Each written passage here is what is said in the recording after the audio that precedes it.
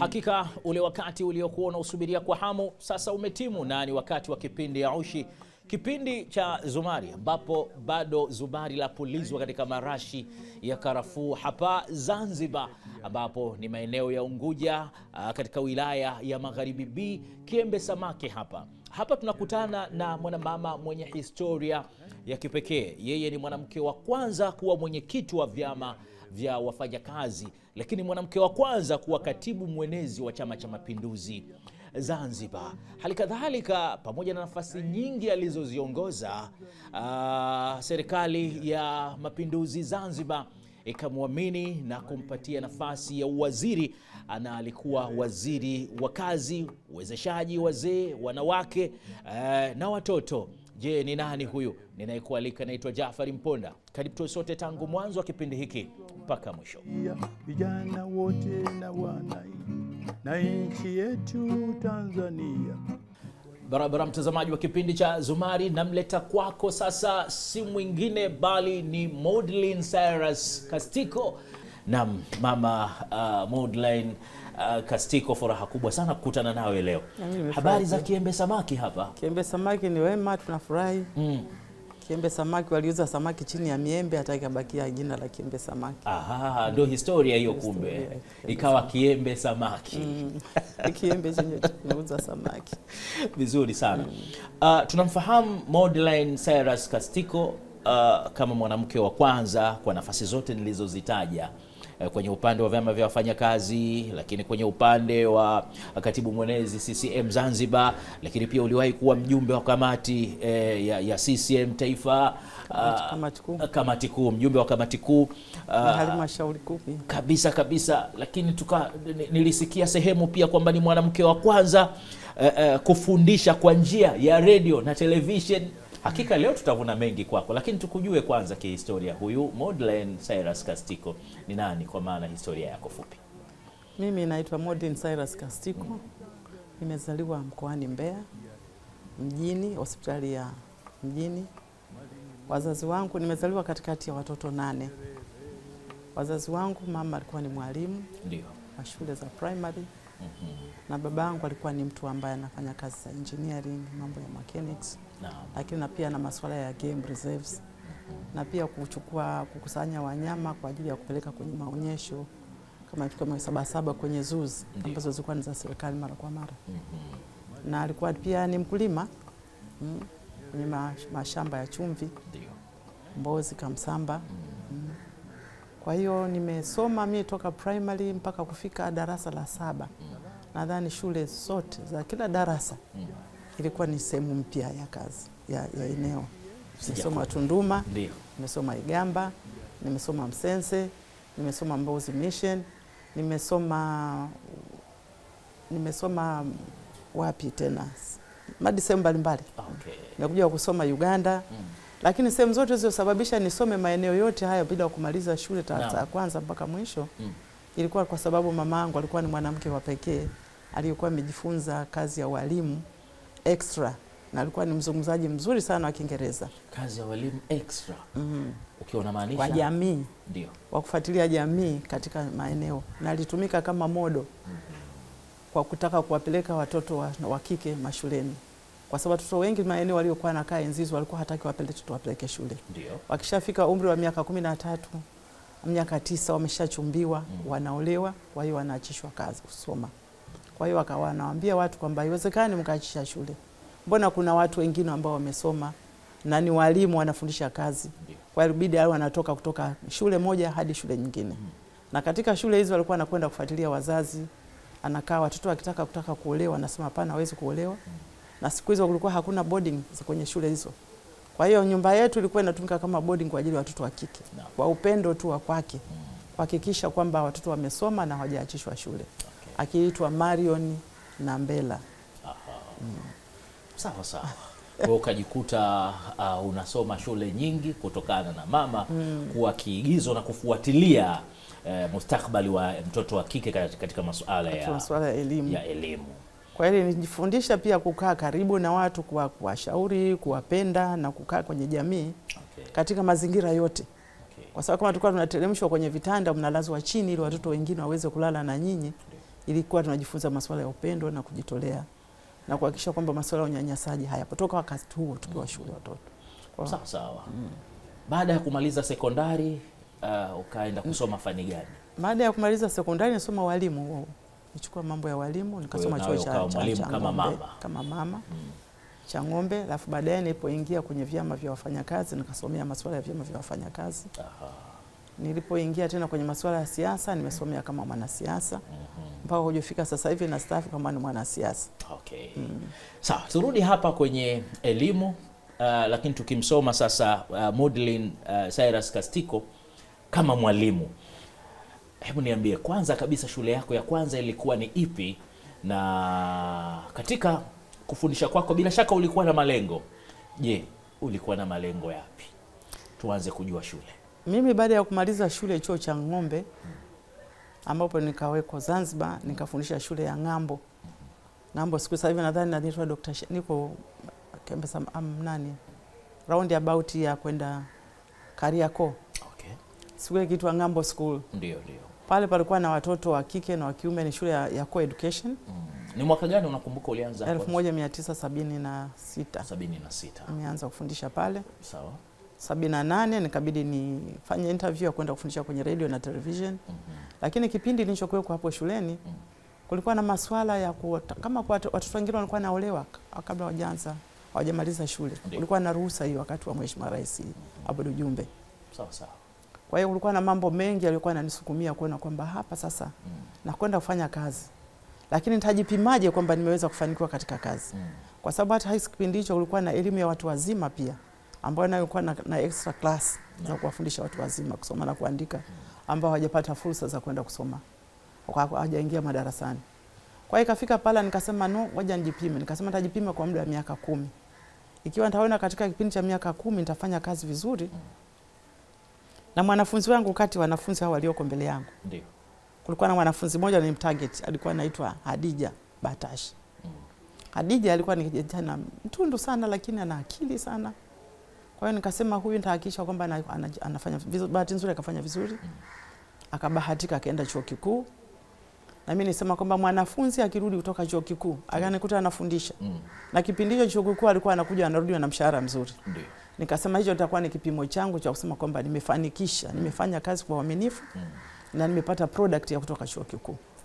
Kwa hiyo Batashi samahani kumtaja jina, huyu binti alipoingia shuleni, nilikuwa niko shule ya Benbela Zanzibar, iko karibu na TVZ hapo Zanzibar.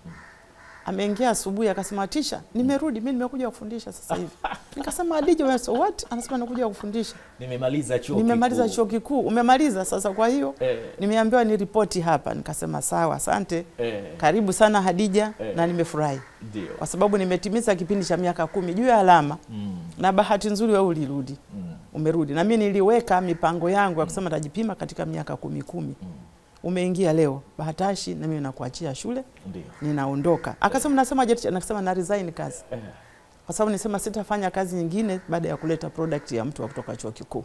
Ambaye hasa akiwa ni mwanamke. Na wewe umerudi. Kwa hiyo mimi nikachukua barua, nikaandika barua Wizara ya Elimu, nikasema naacha kazi. Ndio. Wakanibembeleza sana, nikasema natekeleza mipango niliyokuwa nimeweka. Okay. Kwa hiyo nikapata kazi ile, nikaajiriwa kwenye vyama vya wafanyakazi. Sawa. Na mtazamaji wa kipindi cha Zumari ni Maudlin Cyrus Kastiko ambaye niko nyumbani kwake hapa wilaya Magharibi B, Kiembe Samaki, Unguja, akituelezea kuhusu historia ya maisha yake. Na sina shaka hapa unapata somo la kufanya kazi kwa malengo, na yanapotimia basi usipepese macho tena kama alivyofanya mheshimiwa hapa. Jambo zuri sana.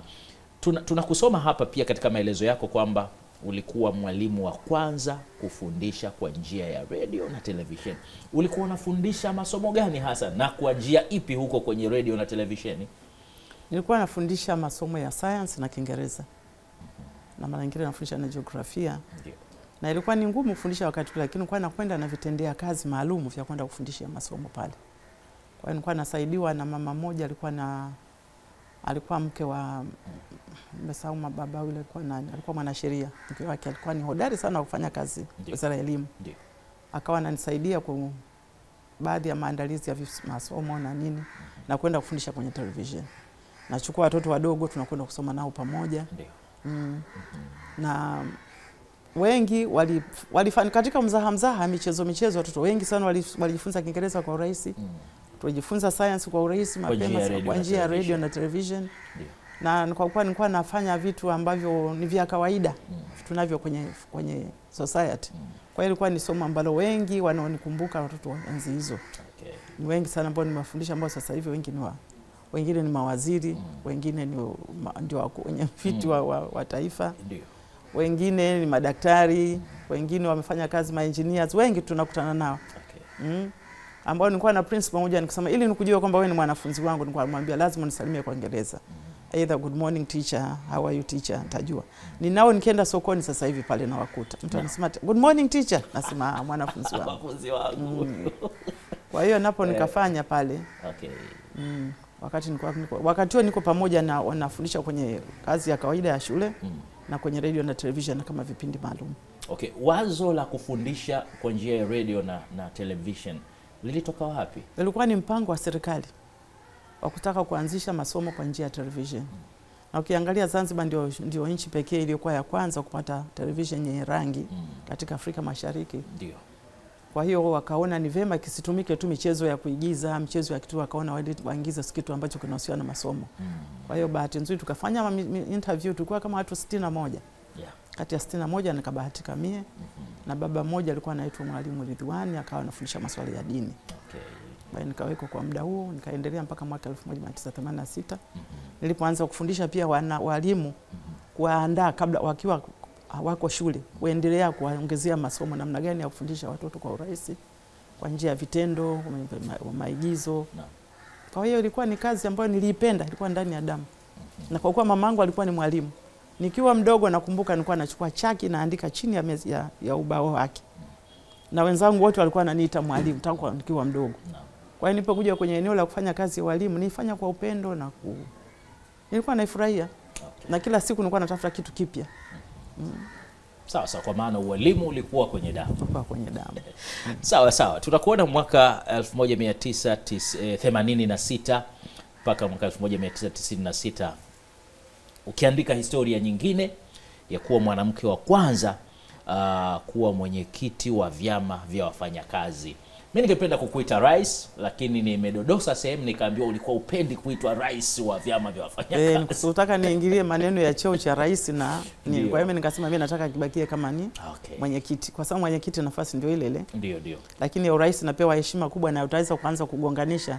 Marais wamekuwa wangapi tena nchini, kila mmoja anataka kujiita rais. Sawa. Ilikuwaje kutoka kwenye ualimu? Tayari ulishakuwa na malengo hayo au sasa baada ya batashi kutokea ukajikuta tu moja kwa moja umeingia kwenye vyama vya wafanyakazi? Na kwenye vyama vya wafanyakazi niliingia kwa sababu nilikuwa mimi wakati huo nilikuwa ni mwalimu na mzazi. Ndio. Nazana na kwenda shule, tulikuwa tunapata shida sana ya kuzaa watoto unamwacha katika siku 40 unakwenda kuripoti tena kazini. Ndio. Unakwenda kuripoti kazini mtoto hajaweza kunyonya, hajala chakula cha aina yote na wewe mwenyewe hujapona. Ndio. Na afya yako haijawa nzuri. Ndio. Kwa hiyo nilipoingia kwenye vyama vya wafanyakazi niliingia na malengo mengine ya kuhakikisha kwamba nabadilisha na sukuma serikali kuhakikisha kwamba wanabadilisha sheria za utendaji wa kazi wa mwanamke na mstakabali wake aweze kufanya kazi kwa amani na hakikisha kwamba anapozaa mtoto sio mtoto wake, anatengeneza taifa la kesho. Viongozi wote walioko madarakani wamezaliwa na wanawake. Ndio. Na wale waliopata fursa ya kulelewa vizuri na wanawake waliokuwa na utulivu ndio hawa waliotuzalishia viongozi ambao na utulivu hata sasa. Kwa hiyo nilihakikisha kwamba kuna sheria ile ya wanawake kukaa siku 40 ibadilishwe angalau tu na miezi 3. Ulilipigania hilo? Nilipigania hiyo, ni ajenda yangu ya kwanza. Pamoja na bosi wangu mama mmoja akiitwa Mama Halima Kasungu, naye alikuwa ni hodari sana katika swala hilo. Ndio. Kwa hiyo tukahakikisha tumepitisha hiyo sheria kwa kupitia vyama vya wafanyakazi na ikapita.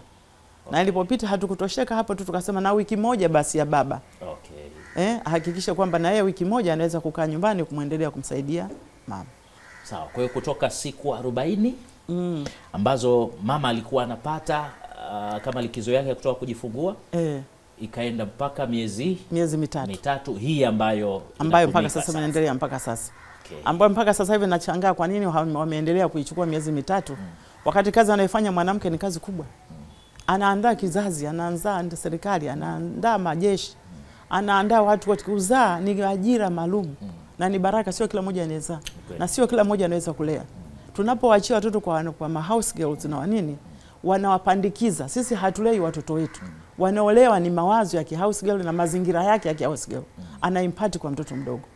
Kipindi ambacho anahitaji apate masomo, malezi, upendo na nini wa mama. Mimi mpaka sasa hivi ningekuwa kwenye nafasi hizo za fanya kazi. Nadhani ningeifanya hata 6 au mwaka. Kwa hiyo likizo ya uzazi ni kazi, ni ajira. Miezi 6 au mwaka. Analeta kiumbe, analeta kiongozi, analeta rais, analeta mkuu wa majeshi. Huyu ni mama, analeta mtu wa kuendesha ndege. Ni mama naye muandaa. Lakini unamkabidhi mtu ambaye hatajenda, hajamaliza shule vizuri, ametoka kwenye mazingira magumu, amekaa kwenye mazingira haeleweki, ndio anakugroom huyo mtu. Unategemea tupate watu wa namna gani?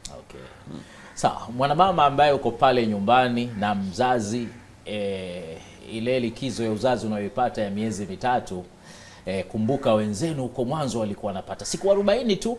Mama huyu pamoja na wenzake wakapambana katika malengo ya kuhakikisha ya kwamba wanapigania haki hii kapatikana miezi mitatu. Basi fahamu kwamba mama Maudlin Cyrus Kastiko ndiye ambaye alipambana kuhakikisha kwamba unaipata hiyo miezi mitatu, japokuwa yeye anasema kwa sasa hivi alitegemea likizo ya uzazi iwe miezi 6 au mwaka. Nakushukuru, na sisi tunapata wiki moja ya mapumziko ya baba kuwa na wake zetu na vichanga vyetu nyumbani kule. Na hii tuliisukuma sio kwa Tanzania pekee yake, tulitungia kwa Afrika Mashariki. Mikutano mingine tulikuwa tunafanya Uganda, mingine tunafanya Kenya, mingine tunakwenda kufanya Ulaya, na kuhakikisha kwamba vyama vifanya kazi wanafuteleza na wanasukuma katika hiyo. Kwa uchache tu, baada ya kulifanyia tathmini na matokeo ya hii likizo ya uzazi, mkapata majibu kwamba imeleta tija kiasi gani katika malezi ya mtoto kwa miezi hii mitatu ya mama kuwa naye nyumbani? Kwanza vifo vya watoto wadogo vilipungua sana. Vifo vya watoto wadogo, kwa sababu mtoto mdogo anapotoka mama hawezi kumwachia maziwa yake. Maziwa anayohitaji mtoto kunywa katika kipindi cha miezi 6 ni maziwa fresh yanayotoka kwenye kifua cha mama. Lakini tunapoacha watoto wadogo, watu wengine wanazaliwa wakiwa na hamu kubwa ya kula. Kwa hiyo wanabidi wafundishwe kula uji mapema. Kwa hiyo magonjwa ya watoto wengi walikuwa tumewapoteza. Mimi nilipoteza mtoto wangu akiwa mdogo kwa umri huo, ambayo iliniumiza sana kwa sababu ya usimamizi. Mara nyingine wanakuwa exposed kwenye homa, wakati huo malaria ilikuwa ni kubwa sana. Kwa hiyo ilikuwa ni swala kubwa la kupoteza watoto katika umri mdogo. Na pia ni usumbufu. Siku hizo kwa Zanzibar ilikuwa hakuna ulezi wa kutafuta watoto wa kike wadogo kwenda kulea.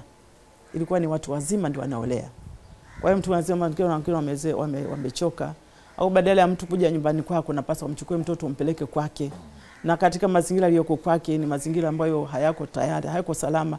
Mbali kulikuwa na mambo mengi sana yaliyonisukumia hata nikaona ile jambo lazima tuhakikishe kwamba tunafanya kwamba tuna nini. Lakini pia na kima cha chini cha mishahara kuhakikisha kinaongezwa, na pia kusuala masuala ya unyanyasaji na kijinsia. Sana. Hapa kwenye kima cha chini kwa kipindi hicho mlifanikiwa kwa kiasi gani? Waliendelea kuendesha kwa sababu kwa mfano wakati nilikuwa mkurugenzi nilikuwa nalipwa shilingi 15,000. Na wakati pesa 15,000 leo utazifanyaje? Kwa hiyo ziliendelea kuongezwa kidogo kidogo mpaka zikafika mahali ambapo zilikuja ikawa 1,000 na kitu. Na amini 1,000 kama laki na kuendelea, ambayo leo laki ukimpa mtu ambaye anafanya kazi ofisini nadhani na unamfanya zimie kabisa. Sawa. Nilikusoma katika moja ya magazeti ya kipindi hicho yakiandika namna ambavyo ulikuwa mwiba mchungu kwa waajiri ambao walikuwa watoi haki kwa wafanyakazi wao. Kipi ambacho kilikuwa miongoni mwa mipango yako kuhakikisha kwamba haki za wafanyakazi zinapatikana? Kwanza walikuwa hawapendi wafanyakazi wawe na vyama vya wafanyakazi katika maeneo ya kazi. Kwa maana hiyo walikuwa hawako tayari kuona harakati za wafanyakazi zinaendelea katika maeneo mbalimbali, na kutowaruhusu waendelee kuingia kwenye vyama vya wafanyakazi, wasigombee. Na pia kuhakikisha kwamba tulianza kuomba hizo haki za ajira, mishahara na nini. Kwa wafanyakazi wakaona kizunguzungu, kitu gani kinatoka sasa hivi, kitu gani kinazuka. Lakini baada ya kutuelewa waliweza kushirikiana na sisi, na serikali nayo ikaendelea kushirikiana na vyama vya wafanyakazi. Kama kawaida wa Tanzania ni watu ambao tukikaa kwa hoja tunaelewana, tukikubaliana, hatutumii nguvu na mashaka mengi. Ulipata ushirikiano huo hali ya kuwa tunakuona wewe ukiwa ndio mwanamke wa kwanza kuishika nafasi hii kama mwenyekiti? Na wenyekiti uliokuwa nimeshika ilikuwa ni vyama vya wafanyakazi kwenye mahoteli, kazi nyinginezo pamoja na kazi za kwenye siasa na kazi za binafsi, ajira binafsi ambazo mara nyingi hawapendi ziingiliwe katikati. Wanataka muajiri mtu siku ya kwanza mpaka ya mwisho, ajulikani likizo ni lini, wakati gani atapumzika. Akitaka kujiendeleza wanamwambia unabidi uache kazi. Kwa hiyo mambo yote haya tujaribu kuhakikisha kwamba yanakubalika na serikali ikatusupport, wakapitisha kwenye sheria za kusema kwamba kazi na ushiriki katika vyama vya wafanyakazi ni sheria mojawapo, na kuwafundisha sheria zote za wafanyakazi bila kuwa surprise. Kwa sababu mara nyingine tuna GO ambayo ni general order ya kazini, lakini haiweki wazi. Wanangoja pale utakapokuwa na tatizo na kufungulia general order inasema hiki. Sasa yote haya tulifanya kwa ajili ya kuhakikisha kwamba tunawakipu wawe aware na mambo haya. Ulipata changamoto? Changamoto of course zinakuwa nyingi, ukishaonekana sema huyu anakuja, sio anakuja na jipya gani leo. Na wengine wanakuwa hawako tayari kwa karibu. Lakini kuna wale waliokuwa wanakuwa karibu wanatushirikisha. Baadaye walikuwa wanafurahi kwa sababu tunawafundisha wafanyakazi namna ya kufanya kazi kwa uaminifu, kufanya kazi kwa bidii, kujali muda wa kwenda kazini. Kwa hiyo wale walikuwa wanatambua vyema vya wafanyakazi waliendelea kuwapa ushirikiano badala ya kuweza kuwakosesha. Sasa hapa katika wenyekiti wa vyama vya wafanyakazi umetutajia malengo kadhaa. Yalikuwa ni hayo tu au ulikuwa na mipango mingine ambayo ilikuwa ni kipaumbele chako kwa nafasi hii? Ni hiyo kwanza, kuhakikisha kwamba sheria ya wanawake hiyo inabadilishwa, kwamba wanawake wanapewa muda wa kutosha kwa ajili ya ulezi wa watoto, lakini pia na kuhakikisha kwamba vijana pia wapewe na fursa za kazi, za kugombea, za kusimama kwenye uongozi, za kuweza kupewa masomo kwa muda wakiwa kazini kwa jinsi ya fani ambazo wanazo. Na kuhakikisha kwamba kuna masuala ya kijinsia. Na kipindi hicho ndio kipindi ambao ukimwi ulikuwa unaingia maofisini. Ni kipindi ambacho kulikuwa na wimbi kubwa sana, kama lilivyopinda wimbi la COVID mpaka tumekuja kutambua ni kitu gani kitatutibu. Kipindi hicho ilikuwa ni kipindi cha ukimwi. Kwa hiyo masuala ya ukimwi kwa elimisha wafanyakazi wafanyeje, waishije na wathaminiwe, walikuwa wananyanyaswa kupita kiasi. Kwa hiyo yote haya yakafanyika na kukawa na sheria za kuwalinda na kuweza kuendelea kuwapa tiba ambayo ni zinaendelea mpaka sasa. Kwa hiyo imekuwa ni nafuu. Na pia kuhakikisha kwamba wanagombea katika masuala ya kugombea. Mimi nafasi ya kuja kugombea kwa mama ni mwenyekiti haikuwa rahisi. Kwa sababu ilifika wakati wa kugombea wanawake wenzangu wenyewe wakanipinga. Wakawa wanakwenda kufanya kampeni kwa sababu hawakuamini kwamba ningeweza ile kazi. Lakini nilijitahidi, nikamwomba Mungu, na kwa kuwa nilikuwa nafanya kazi kwa jitihada wafanyakazi wengi waliniunga mkono. Ndio. Kwa hiyo nikagombea, kati ya watu waliogombea tulikuwa kama 6. Wakati wa kampeni nikamwambia nyinyi hivi mkisimama na mwanamke kweli mtashinda? Kasema sipole mniunge mkono tu. Mkishaniunga mkono mtaona uzuri wa kuongozwa na mwanamke. Kwa hiyo wengine hapo kwenye vyama vya wafanyakazi. Na wakati tuko kwenye chumba cha kwenda kujieleza. Wengine wakakubali wakaniunga mkono huko kutoka kule chumbani. Ndio. Wengine waka withdraw. Wengine wakaja kunisupport, ambapo tuliona mabadiliko. Kwa sababu kiatu sicho kivaa huwezi kusikia maumivu yake. Unapozungumzia mwanamke, ukiwa mwanamke wewe mwenyewe ndio unayeongoza. Unaongoza vizuri zaidi kutakapo kuwasaidia makundi yote. Na ndio maana hata tukiangalia sasa hivi tuna kiongozi wetu mwanamke kitaifa, anayofanya sio mambo ya kawaida. Kwa sababu ni yale anayohisi ameyapitia, na kama yeye ni yako ndani ya mwili wake, yako kwenye hisia yake, kwenye ufahamu na kuwajibika. Mwanamke kwa kawaida ana upendo na mambo na extras nyingi sana ambazo akiwajibika vipasavyo ndio kama tunavyoona kiongozi wetu anavyofanya. Fanya kazi nzuri, jitahidi kwa sababu ni mwanamke. Kama ni mahisia ya mnyanyaso watoto anajua, mnyanyaso wazee anajua. Alafu na swala zima lilokuwa nasiana na wazee, watu wanapokuwa na retire wanakuwa hawana maandalizi yoyote. Kwa hiyo tulikuwa tunajaribu kuwaelimisha, mjiandae kwa sababu kuna maisha baada ya kazi, kuna maisha baada ya siasa, kuna maisha baada ya kitu chochote utakachokifanya. Kwa hiyo ni bema akawa na maandalizi ya mapema. Kwa hiyo tulikuwa tunashirikiana na mataifa tofauti duniani kama Uingereza, Ujerumani, watu wa Ufaransa, mataifa mengi na hata nchi za Kiafrika. Tulikuwa tunawasiliana wengi sana nchi nyingi za Afrika Mashariki, za Kusini, ambako kulikuwa na vyama vingi vyenye harakati za wanawake. Na ukiangalia ule wimbo wa Solidarity Forever, Kama ni kutafsiri, wengine ndio walioshughulikia kutafsiri. Okay. Tulihangaika kuhakikisha kwamba tutafsiri ule wimbo na wimbo kama vile ilivyoimba. Ndio kilikuwa kipindi katika kipindi changu. Okay. Ambacho tulifuatanya. Lakini pia kuna unasema wanawake msilale kama kwenye maeneo, kila watu kuwahamasisha msilale, lazima muhangaike, ufanye kazi. Lazima mjionyeshe, mchukue nafasi, mgombee. Na bahati nzuri baada ya kugombea mimi ile nafasi ya wanawake na ikashinda. Baadaye nayo ikamtia moyo mama Sita, akaja kuwa ni mwanamke mwenyekiti, yeye akawa anajiita sasa rais wa vyama vya walimu. Okay. Na wengine ambao mpaka sasa hivi nadhani wapo ambao wanaendelea. Sawa. Kwa sauti ya uimbaji wa nyimbo ya wanawake msilale, bila shaka unaikumbuka kidogo. Hebu kumbuka basi. Wanawake msilale, lale lale, wanawake msilale, bado mapambano, na sisi hatulali, lali lali, na sisi hatulali, tunaendelea. Aha. Vizuri sana.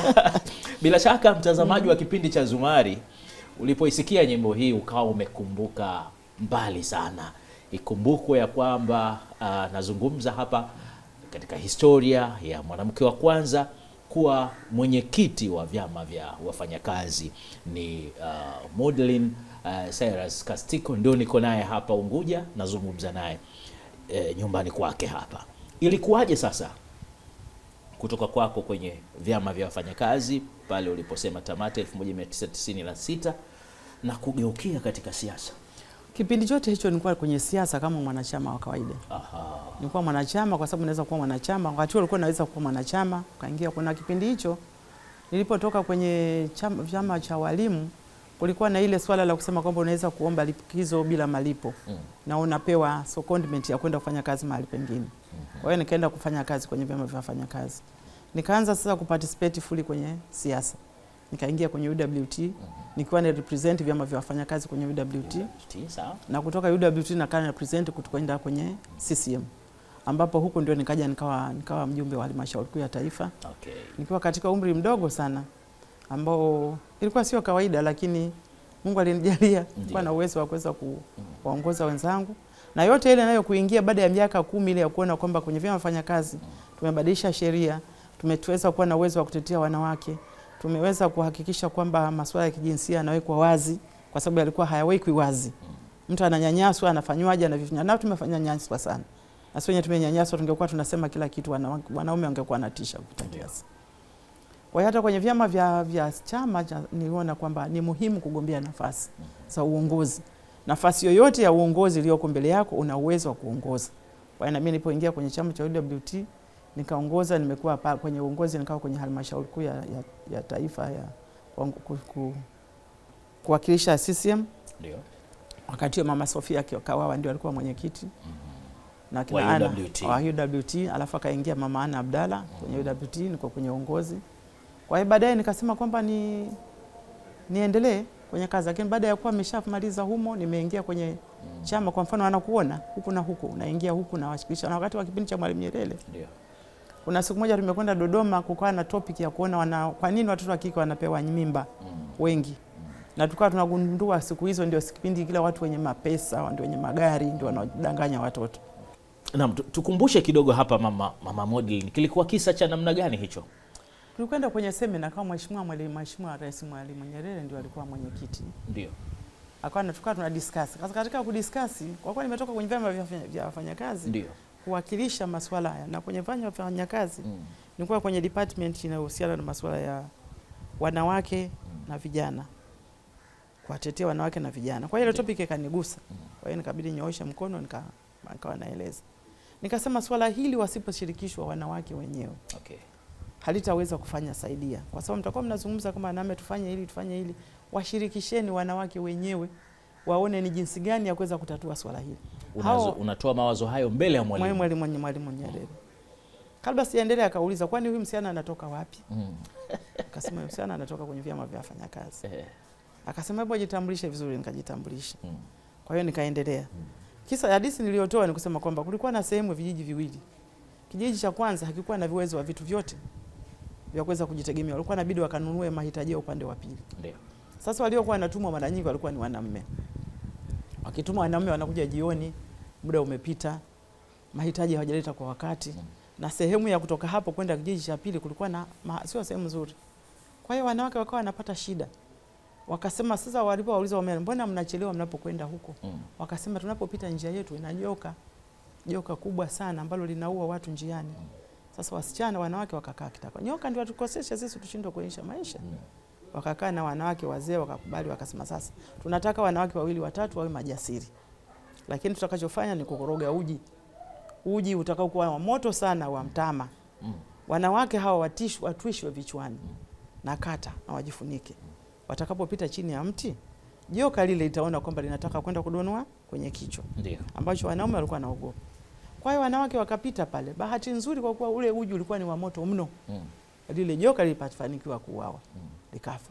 Lakini ni kwa sababu gani? Waliwashirikisha wanawake. Wasingeshirikisha wanawake, wanaume walikuwa wanakimbia tu na kwenda zao kule. Kwa hiyo tatizo lolote ukitaka ulitatua katika nchi, mshirikishe anayehusika. Sawa. Na mtazamaji, ni mama Maudlin Cyrus Kastiko huyu ambaye anatupa historia yake na namna ambavyo alifanya kazi na kuongoza vyama vya wafanyakazi na hasa alipoingia katika siasa. Bila shaka unamsoma alikuwa ni mama wa namna gani pale ambapo alipokuwa anataka kusimamia masuala ya haki, alikuwa hana uoga wowote ule. Na historia inaonyesha ya kwamba mwaka 1997 mpaka mwaka 2002 ulikuwa mjumbe wa kamati kuu ya CCM taifa. Halikadhalika uliwahi pia kuwa katibu mwenezi tena wa kwanza wa Chama cha Mapinduzi CCM Zanzibar. Huku kwenye siasa nako tuanze na hii ya katibu mwenezi, sina shaka japokuwa 97 2002 napo pia kuna historia. Tuanze na nafasi ya katibu mwenezi. Tunafahamu kuna mikiki ya siasa, na hasa kwa nafasi hii kubwa ya kuwa msemaji wa chama, mwenye kuleta hamasa ndani ya chama. Nafasi hizi huwa zinashikwa sana na wanaume, kina baba. Kwa kipindi hicho wewe unakwenda kuandika historia kwa kuwa mwanamke wa kwanza kuwa katibu mwenezi. Ilikuwa rahisi kiasi gani? Katika kipindi ambacho nakumbuka na wengi ambao wananifahamu, nadhani ni kipindi ambacho wangeweza kushuhudia kusema kwamba kilikuwa ni kipindi kigumu sana. Na ni kipindi ambacho tuliingia katika mfumo wa vyama vingi. Kipindi ambacho tulikuwa nataka kuhakikisha kwamba vyama vingi navyo vinapewa fursa katika masuala mazima ya kujieleza na kugombea nafasi ili iweze kuona kama wakipata wao nafasi ya uongozi ndio watu uongoze, na kama atapata Chama cha Mapinduzi wakiongoze. Sawa sawa. Kilikuwa ni kipindi kigumu na ndio kulikuwa kuna moto Zanzibar. Harakati za chama kilikuwa ni hali ya juu kabisa, na kipindi hicho tulikuwa tunaongozwa na mheshimiwa akiitwa Sefu Sharif Hamadi. Alikuwa anaongoza chama cha CUF. Kwa hiyo ilikuwa ni ushindani sio wa kawaida. Kwa hiyo na mimi nikaja nikajoin kwenye nafasi hiyo, kwa kujua kabisa tunapambana na watu ambao wana ujuzi, na yeye alikuwa ni kiongozi wakati mimi nilikuwa ni mwalimu, yeye alikuwa ni waziri wa elimu. Natoka wakati huo nilikuwa nafundisha masomo ya historia na jiografia na nini. Kwa hiyo kuna mambo mengi nilikuwa namfahamu kama bosi wangu, Seif Sharif Hamadi. Seif Sharif Hamadi. Na vyama vingine vilivyokuweko. Kwa hiyo wakina Lipumba wale ni watu waliokuwa kwenye vyama vya wafanyakazi wakati fulani, na wakaingia kwenye masuala ya, alikuwa kwenye chuo kikuu akaja akawa kama memba wa chama cha wafanyakazi. Sawa sawa. Kwa hiyo ilikuwa sio kazi rahisi. Ilikuwa ni kueleza, kutaka kuhakikisha kwamba unaeleza sera zako, na kulikuwa ni mikiki sio ya kawaida.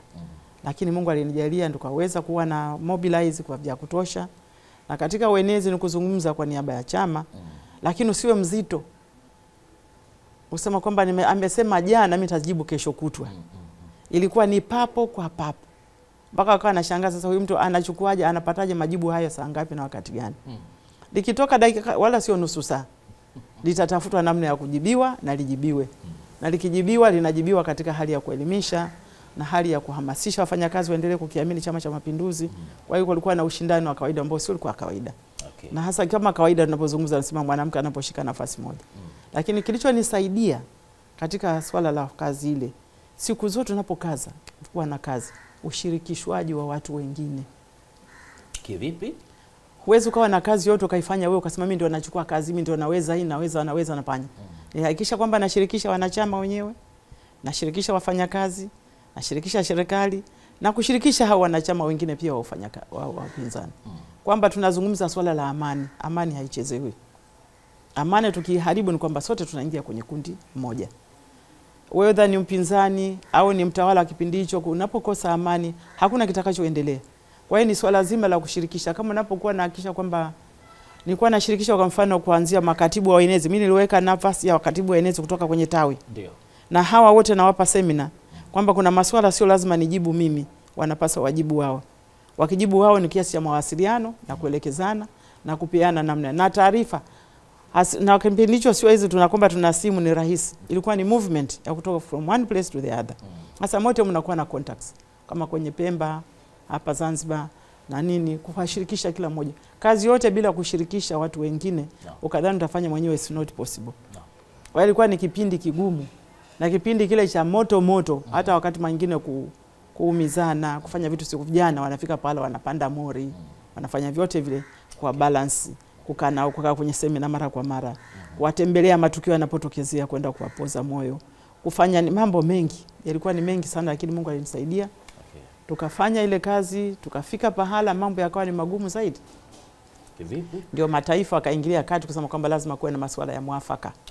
Yakaingia mambo ya muafaka, tukakaa pamoja, tukajadiliana. Kina Nyauku ndio wakaja wakawa na nini huku, ushauri mbalimbali. Ukiangalia baadhi ya kumbukumbu ambazo ninazo za jinsi gani ya kukaa pamoja, wakaweza kukaa wakawa na nini.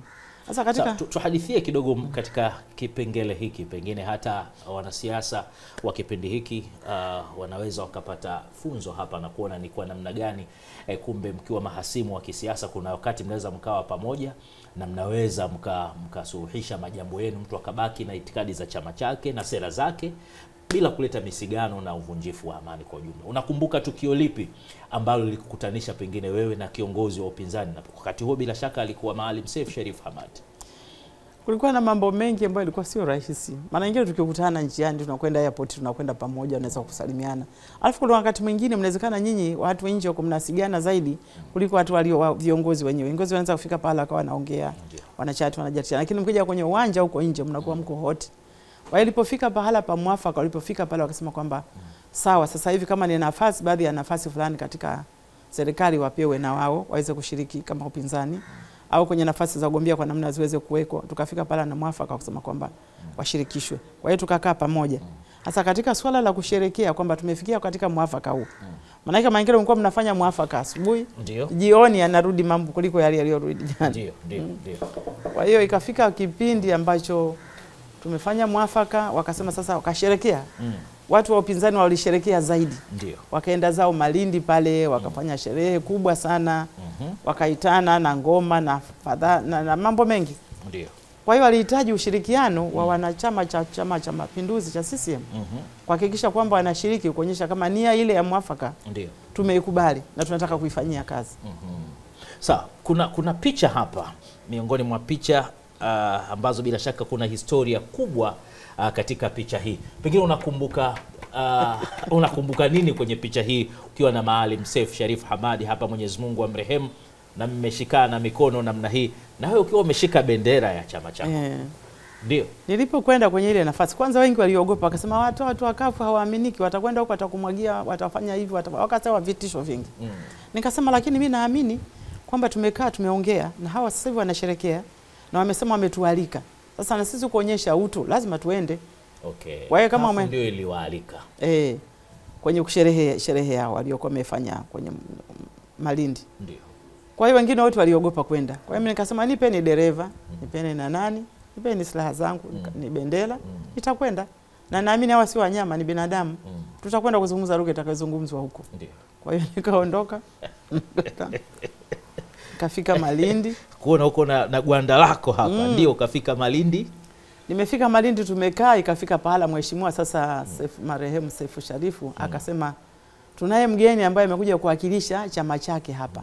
Akanitambulisha. Ndio. Kwa hiyo tunamwomba tumpe nafasi aweze kutusalimia. Sasa walitegemea kwamba hata pale nisingeweza. Lakini niliinuka. Nikachukua bendera, wakataka kunipa bendera ya mkononi. Nikasema hapana, mimi na bendera yangu ya Chama cha Mapinduzi. Na ndio nakwenda kumwakilisha sasa hizo ni Dr. Salimini. Siwezi nikachukua bendera ya mtu mwingine. Akasema basi njoo, nikaenda. Kwa hiyo nilipokwenda tukashikana na Seif Sharif akakomeza pale. Nikasema tushikane kuonyesha kwamba tuna umoja hapa. Ndio. Kwa hiyo naye akanishika, ananikumbuka ni ndio. Kwa hiyo tukashikana pale tukaimba. Sasa na mimi nilichokuwa nawaambia nikasema CCM oye. Sasa wengi wote sosi wamelelewa na Chama cha Mapinduzi. Hata Mheshimiwa Seif Sharif amelelewa na Chama cha Mapinduzi. Kwa hiyo naye alistukia naye akashangilia, ukiona hapa naye alishangilia na mimi nikashangilia, tukashangilia wote kwa pamoja. Kwa jukwaa la kafu likaitikia oye. Wote wakaitikia oye. Wakati huo kulikuwa wakina wengi walikuwa kule. Nimeshawa sawa wengi. Okay. Kwa hiyo wakashangilia pale na mimi nikasema jamani tumefika mahala anasema upendo hauhesabu mabaya. Hapo ndio nilipowasomea wa Korintho 13. Hesabu upendo hauhesabu mabaya, unasamehe au hauchunguzi mabaya. Unaendelea kupenda, unaendelea kuvumilia. Kwa hiyo tuendelee kuvumilia katika chama siasa. Siasa ni maisha ambayo tunataka tuendelee katika uongozi. Lakini asifike pahala yakatutenganisha. Ilikuwa zamani ukiwa wewe ni mama yako ni mwanasiasa wa chama fulani, basi kundi zima wanakutenga. Lakini ile joto likaanza likapungua. Kwa hiyo freedom ya kusema mama anaweza kuwa chama hiki, mtoto anaweza kuwa chama hiki kaendelea. Na maendeleo ya kuendelea kuwa pamoja yakaendelea. Kwa hiyo ya kushika tu bendera na kusimama mbele ya Seif Sharif, tukashika bendera yenyewe ilibadilisha mfumo. Lakini nao akaona kwamba huyu mtu wa kumpangua mzuri ni huyu, tukimpangua huyu tutakuwa tumepangua mahali. Lakini Mungu aliendelea kututunza mpaka hapo tulipoweza kufika.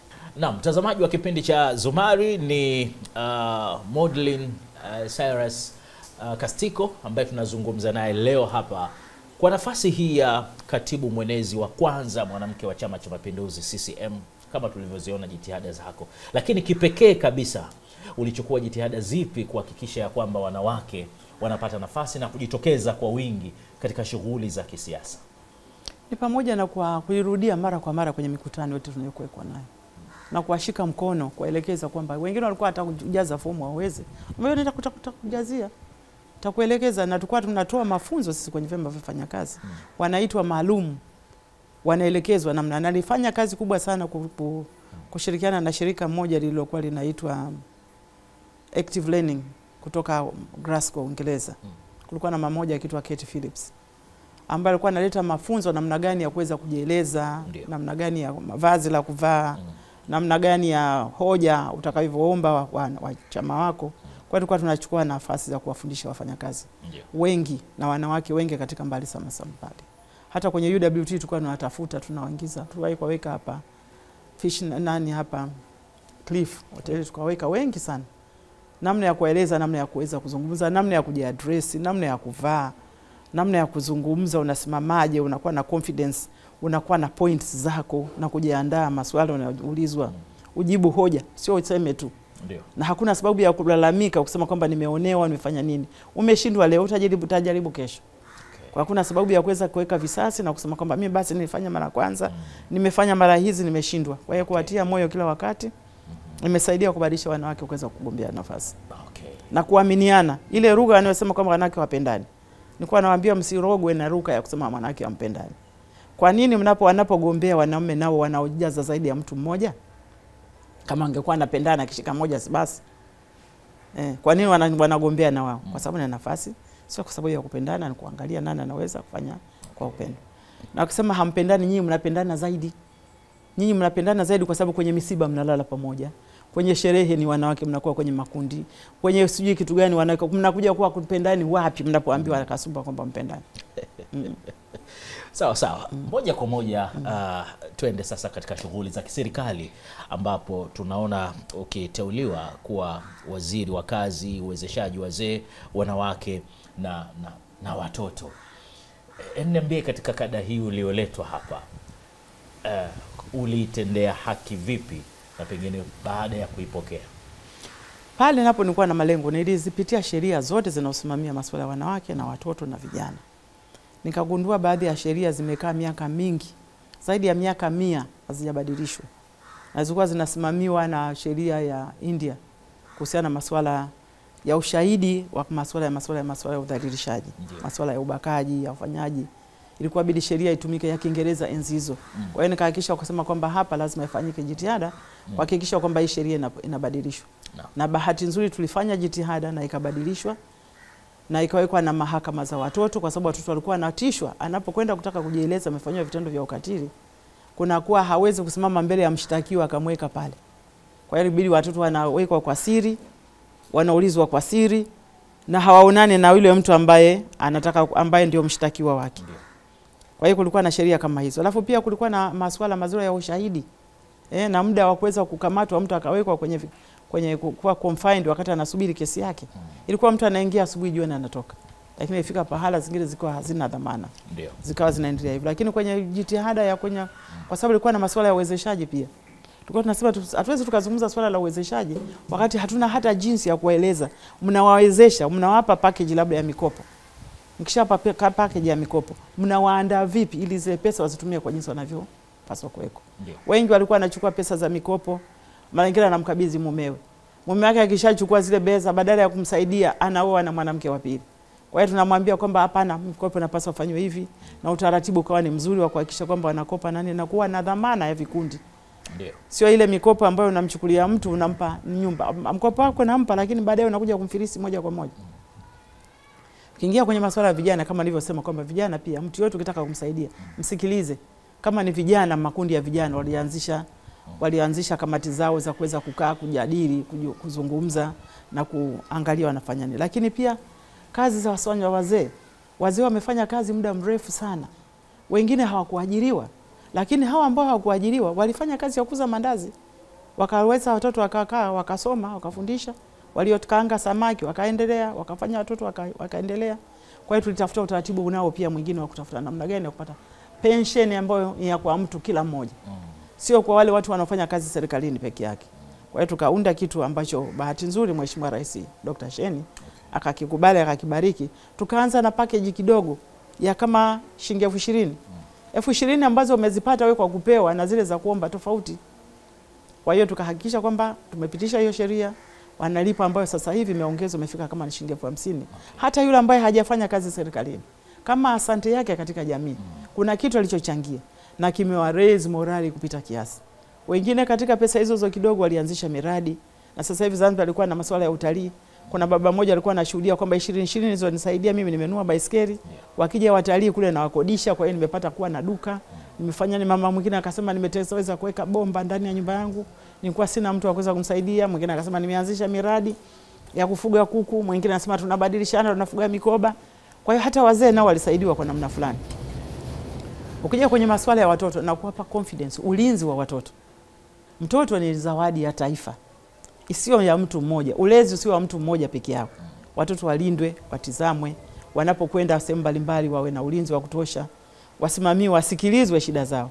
Kwa hiyo nako ukawa na vikundi vya watoto wanakaa wanafanya. Kwa hiyo wizara yangu ilijaribu kugusa kila kitu kilichokuwa kinawezekana. Ukiangalia kwa sababu katika masuala ya kimataifa, bahati nzuri Tanzania ni nchi pekee ambayo mara nyingi kutokea na sheria yote inayotengenezwa kutoka nchi za nje, wakisema hii nchi wanaipokea waifanyie kazi, ni watu wepesi sana kufanyia kazi.